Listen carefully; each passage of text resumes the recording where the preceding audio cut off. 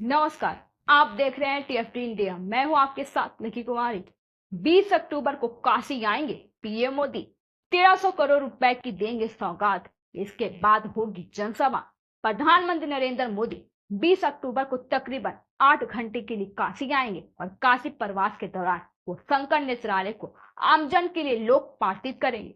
वहां 1000 लोगों से संवाद भी करेंगे।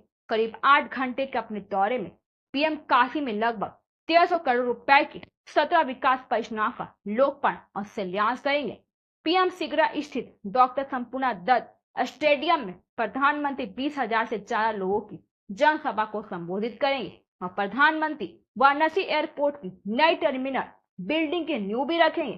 प्रशासनिक स्तर पर तैयारी शुरू कर दी गई है और प्रधानमंत्री 20 अक्टूबर को सबसे पहले शंकर नेत्रालय के तुलसी पट्टी हरिहरपुर स्थित 17वें केंद्र का लोकार्पण करेंगे और साथ ही अस्पताल को संचालित करने वाले ट्रस्ट की तरफ से आमंत्रित करीब 1000 करोड़ रुपए लोगों को संबोधित करेंगे। मंडलायुक्त कैसर राज शर्मा के मुताबिक इस चिकित्सालय का फायदा वाराणसी सहित पूर्वांचल और बिहार के लोगों को मिलेगा।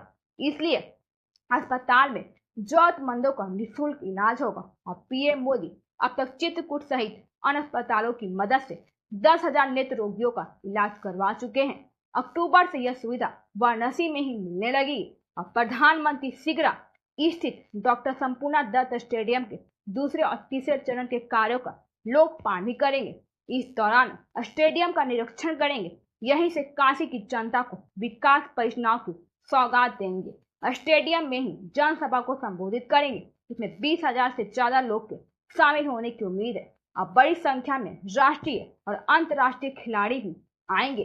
मंडलायुक्त के मुताबिक सारनाथ की बड़ी विकास परियोजनाओं का भी लोकार्पण भी होगा और एयरपोर्ट की नई टर्मिनल बिल्डिंग की नींव भी रखी जाएगी। मिशन मोड में काम करेगी मोदी सरकार। भ्रष्ट और लापरवाह अधिकारियों को किया जाएगा जबरन रिटायर। मोदी सरकार ने अपने तीसरे कार्यकाल में भ्रष्ट और आलसी अधिकारियों और कर्मचारियों के पहचान कर उन्हें जबरन रिटायर करने की तैयारी शुरू कर रही है। प्रधानमंत्री नरेंद्र मोदी ने मंत्रियों और सचिवों को निर्देश दिया है कि मंत्रालय के कामकाज में पारदर्शिता सुनिश्चित करने के लिए मिशन मोड में काम करें।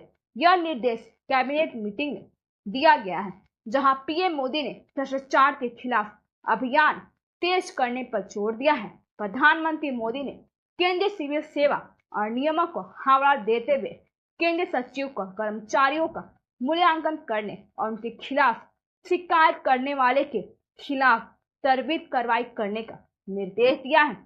उन्होंने इस बात पर भी जोर दिया है कि ईमानदार और काम करने वाली सरकार को चुनाव में जनता पुरस्कृत करती है।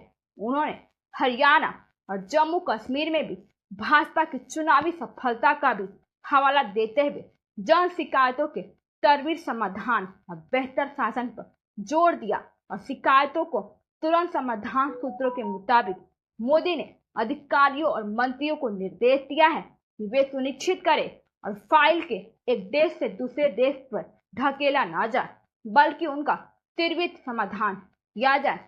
पीएम ने अधिकारियों से सप्ताह में एक दिन शिकायतों के समाधान और राज्य मंत्रियों की प्रगति की निगरानी के लिए समर्पित करने को भी कहा है।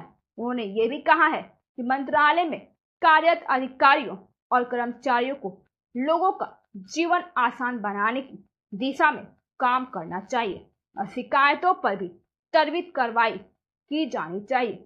जनता को इस सरकार से आस मोदी ने कहा कि ऐसे अधिकारी और कर्मचारी जिनकी पहचान भ्रष्ट या आलसी के रूप में है, उन्हें सेवा से हटा दिया जाना चाहिए।